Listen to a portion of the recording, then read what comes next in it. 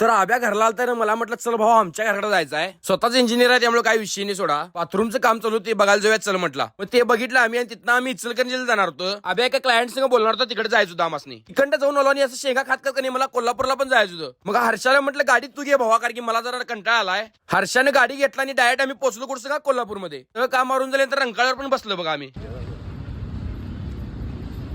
रंकाळ्यावर बसलं की तिथलं वातावरण एक नंबर आहे, त्यामुळे लय म्हणजे लय भारी वाटतंय. लय तिथं कधी मोमोज पण मी खाल्लो नव्हतो. मग भुकाला आल्यात म्हणून कधी रावडी मोमोज कॅफे मध्ये गेलो आम्ही. मोमोज साठी स्पेशल आहे तिने. आज जर गेला तुम्ही अँबियन्स एक नंबर म्हणजे एक नंबर आहे. आता म्हटलं तर waterfront apartment Rankala road Kolhapur. एवढं ढीक प्रकार होती सांगतो. मोमोचं कुठलं खाऊ आणि कुठलं नाही कळना. मला जे चांगलं वाटतं ते द्या म्हटलं. कुरे cheesy peri peri momos, creamy veg tandoori momos, Nepali jhol momo, tandoori Bum अशी नावं होती बघा. नेपाळी झोल मोमो ट्राय करूया म्हटलो. काय काय घालून द्याल एवढा विषय हार्ड लागाल तर सांगतो. तेवढ्या तुम्ही इकडे कुरकुरे ट्राय करालता. क्रीमी व्हेज तंदूरी तर असलं भारी लागलं एक नंबर लागलं. कॉकटेल आणि कोल्ड कॉफी पण मागवलेलं, कारण आधी मध्ये पिलं की एक नंबर लागते. थोड्या म्हटलं हे काय विषय.